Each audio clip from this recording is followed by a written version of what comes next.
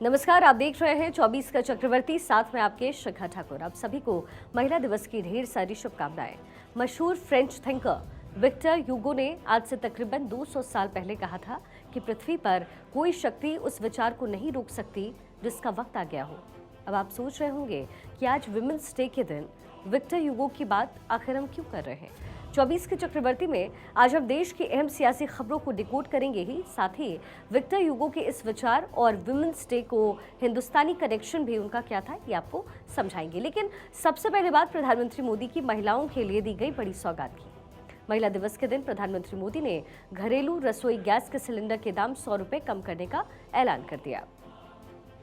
अब इस कटौती के बाद एलपीजी सिलेंडर दिल्ली में 903 रुपए से घट करके 803 रुपए का हो गया है, जबकि मुंबई में एक सिलेंडर अब 802 रुपए का और कोलकाता में 829 रुपए का, साथ ही चेन्नई में 818 रुपए 50 पैसे का मिलेगा।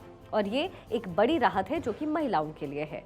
प्रधानमंत्री मोदी ने भी सोशल मीडिया प्लेटफॉर्म एक्स पर लिखा कि इससे नारी शक्ति का जीवन आसान होने के साथ ही करोड़ों परिवारों का आर्थिक बोझ भी कम होगा। ये कदम पर्यावरण संरक्षण में भी मददगार बनेगा, जिससे पूरे परिवार का स्वास्थ्य भी बेहतर रहेगा। इससे पहले 7 मार्च को हुई कैबिनेट मीटिंग में उज्ज्वला योजना के तहत मिलने वाले एलपीजी सिलेंडर्स पर सब्सिडी को 1 साल के लिए और बढ़ा दिया गया था। फिलहाल सरकार उज्ज्वला योजना के तहत दिए जाने वाले सिलेंडर्स पर 300 रुपए की सब्सिडी देती है, यानी कीमत घटने का असर उज्ज्वला योजना के लाभार्थियों को भी होगा। और अब इसके साथ ही उन्हें ये बड़ा तोहफा प्रधानमंत्री मोदी द्वारा दिया गया है। उन्हें दिल्ली में एक सिलेंडर के लिए 503 रुपए ही देने होंगे, जबकि कीमतों में बदलाव के बाद मुंबई में उज्ज्वला योजना के तहत मिलने वाले सिलेंडर की कीमत 502, कोलकाता में 529 और चेन्नई में 518 रुपए 50 पैसे हो गई है।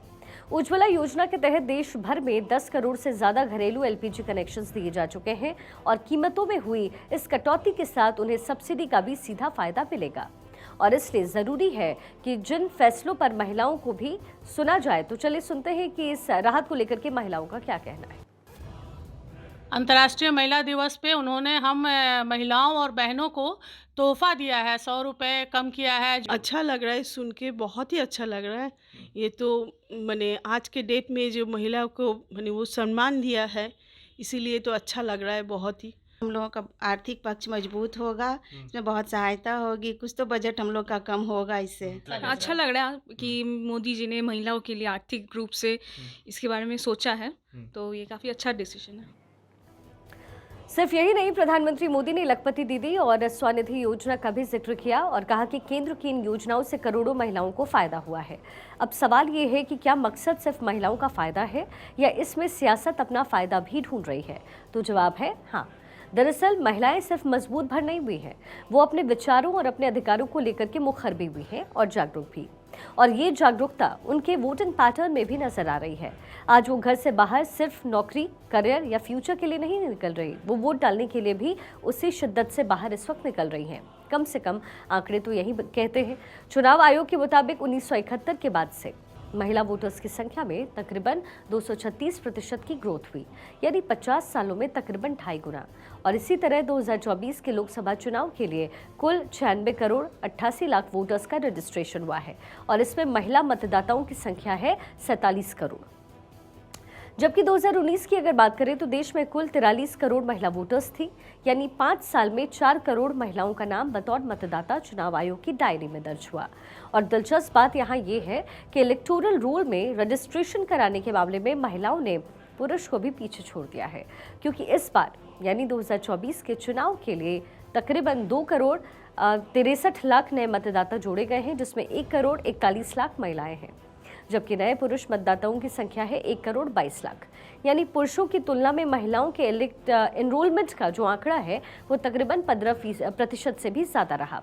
और ये जो अंतर है वो चुनावी नतीजों में भी एक बड़ा अंतर पैदा कर सकता है।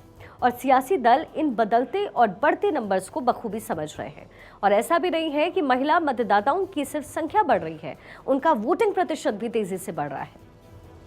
साल 1962 में महिलाओं और पुरुषों के वोटिंग टर्नआउट में तकरीबन 17% का अंतर था। यानी मान लीजिए कि अगर पुरुषों ने 50% वोटिंग की तो महिलाओं ने सिर्फ 33%।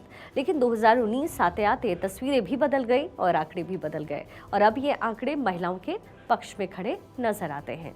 चुनाव आयोग का डेटा बताता है कि 2019 के लोकसभा चुनाव में महिलाओं का वोटिंग टर्नआउट लगभग 67.18% था, जबकि पुरुषों का जो वोटिंग टर्नआउट था वो 67.01% ही रह गया। यानी महिलाओं ने पुरुषों से तकरीबन 0.17% ज़्यादा वोटिंग की। यानी वोटिंग में जो जेंडर गैप था वो घटते घटते अब महिलाओं की तरफ झुक गया है और वो बाकी क्षेत्रों में नहीं, वोट देने के मामले में भी पुरुषों को लगातार पीछे छोड़ चुकी है। कम से कम आंकड़े तो यही कहते हैं। एसबीआई की एक रिपोर्ट कहती है कि बीते 5 सालों में जिन 23 बड़े राज्यों में विधानसभा चुनाव हुए, उनमें से 18 राज्य ऐसे हैं जहां महिलाओं का वोटिंग टर्नआउट पुरुषों से ज्यादा रहा है। बात सिर्फ ये नहीं है कि महिलाएं वोट डाल रही हैं, बात ये भी है कि वो अपनी मर्जी से वोट डाल रही हैं और आज वो ये तय कर रही हैं कि उनकी उंगली किस बटन को दबाएगी, ना कि उनके पति, पिता या फिर कोई सामाजिक ठेकेदार। इसलिए महिलाएं सिर्फ वोट नहीं कर रही, वो सरकारें बना भी रही हैं और बदल भी रही हैं। सबसे बड़ा उदाहरण है मध्य प्रदेश, जहां बीते 20 वर्षों की एंटी इनकम्बेंसी के बावजूद बीजेपी ने जबरदस्त जीत दर्ज की और एसबीआई की रिपोर्ट को माने तो इस जीत की सबसे बड़ी वजह थी लाडली बहन योजना, जिसकी वजह से महिलाओं ने बीजेपी को जमकर वोट दिया। इसी तरीके से कर्नाटक में कांग्रेस की सरकार बनने में भी महिलाओं का बड़ा हाथ रहा, जिन्होंने मुफ्त बस यात्रा को लेकर के कई महिला केंद्रित योजनाओं के नाम पर कांग्रेस को जमकर वोट भी डाले। और इसलिए महिलाएं अहम हैं, समाज के लिए भी और सियासत के लिए भी, और इसलिए हर पार्टी महिलाओं को रिझाने में जुटी है। उनके लिए खास योजनाएं, कैश ट्रांसफर जैसी योजनाएं भी तेजी से लाई जा रही है। एक तरफ जहां मोदी सरकार उज्ज्वला योजना के जरिए 10 करोड़ से ज्यादा महिलाओं को रसोई गैस कनेक्शन दे चुकी है, तो वहीं मुद्रा योजना, नल जल योजना और हर घर शौचालय जैसी योजनाओं ने भी देश की करोड़ों महिलाओं पर सीधा असर डाला है। जवाब में विपक्षी दल भी महिलाओं को साधने में जुटे हुए हैं, फिर चाहे वो कर्नाटक की कांग्रेस सरकार हो जो परिवार की महिला मुखिया को 2000 महीने देने का वादा कर रही हो, या फिर हिमाचल की सुखू सरकार जिसने 18 से 60 की उम्र की हर महिला को 1500 प्रतिमाह देने का वादा किया। इसी तरीके से दिल्ली में आप भी 18 साल से ऊपर की महिलाओं को 1000 रुपये महीने देने का ऐलान कर चुकी है। तो वही टीएमसी पहले ही आशा और आंगनबाड़ी कार्यकर्ताओं की सैलरी बढ़ाने का ऐलान कर चुकी है।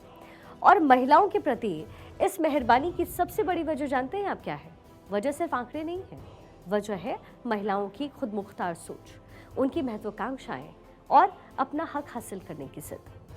लेकिन सवाल ये भी है कि क्या लोकतंत्र में भागीदारी के साथ संसद में भी उनकी हिस्सेदारी उसी रेशो में बढ़ेगी?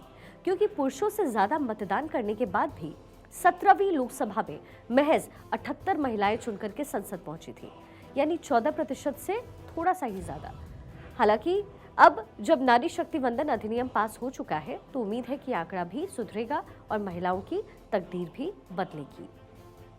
क्योंकि एसबीआई की एक रिपोर्ट कहती है कि महिला वोटर्स ने वोटिंग एनरोलमेंट के मामले में भले ही अभी भी 50% का मार्क टच ना किया हो, लेकिन 2047 तक कुल वोटर्स में महिलाओं की तादाद 55% हो चुकी होगी, जबकि पुरुषों का सिर्फ योगदान होगा तकरीबन 45%। और तब महिलाएं ही देश की सियासी दिशा और दशा को तय करेंगी। इसलिए हमने कहा था कि पृथ्वी पर कोई भी ताकत उस विचार को नहीं रोक सकती जिसका वक्त आ गया हो, और अब वक्त जितना पुरुषों का है उतना ही महिलाओं का भी है। चलिए खबरों में आगे बढ़ते हुए, चुनावी सरगर्मी इन दिनों तेज है। एनडीए के लिए 400 पार का लक्ष्य है। ऐसे में बीजेपी एनडीए के विस्तार पर फोकस कर रही है। बीजेपी ओडिशा में एक बार फिर से बीजेडी के साथ हाथ मिला सकती है। मतलब साफ कि ये नवीन पटनायक भी एनडीए का हिस्सा फौरन बन सकते हैं। ओडिशा उन राज्यों में शामिल है जहां लोकसभा के साथ विधानसभा के भी चुनाव होने हैं। आपको बता दें कि ओडिशा में लोकसभा की 21 सीटें हैं। बीजेपी ओडिशा में बीजेडी के साथ गठबंधन कर इन 14 सीटों पर चुनाव लड़ सकती है। इनमें पुरी, बालासोर, बारगढ़, भुवनेश्वर, बोलंगीर, कालाहांडी, मयूरभंज, संबलपुर, सुंदरगढ़, भद्रक, ढेंकनाल, क्योंझर, बेहरामपुर, केंद्रपाड़ा, ये सभी 14 वो सीटें हैं जिन पर बीजेपी अपने कैंडिडेट खड़े कर सकती है, जबकि 7 ऐसी सीटें हैं जिन पर बीजेडी चुनाव लड़ सकती है। इनमें नवरंगपुर, जगत सिंहपुर, जाजपुर, कटक, कोरापुट, अस्का, कंधमाल लोकसभा सीटें शामिल होंगी। अब सूत्रों के हवाले से खबर है कि विधानसभा में बीजेडी मेजॉरिटी उनकी रहेगी और 35 से 40 सीटें बीजेपी को उस समय वहां मिल सकती है। अब बीते मंगलवार को जब प्रधानमंत्री मोदी ओडिशा के जाजपुर पहुंचे तो उन्होंने अपने कार्यक्रम के लिए बीजू पटनायक की जन्म शताब्दी का अवसर चुना। कुछ दिन पहले ही बीजेडी के 4 विधायक बीजेपी में शामिल हुए थे। ऐसे में माना जा रहा था कि सीएम नवीन पटनायक प्रधानमंत्री मोदी से इसकी नाराजगी जाहिर कर सकते हैं, लेकिन ऐसा कुछ हुआ नहीं, बल्कि दोनों ने एक दूसरे की जमकर तारीफ की। प्रधानमंत्री मोदी ने भरे मन से नवीन पटनायक को अपना मित्र बताया और उनके कामकाज की तारीफ की। इस बात का संकेत था कि नवीन पटनायक एक बार फिर से एनडीए में शामिल होने का मन बना चुके हैं और अब सीट शेयरिंग का फॉर्मूला भी लगभग फाइनल हो चुका है।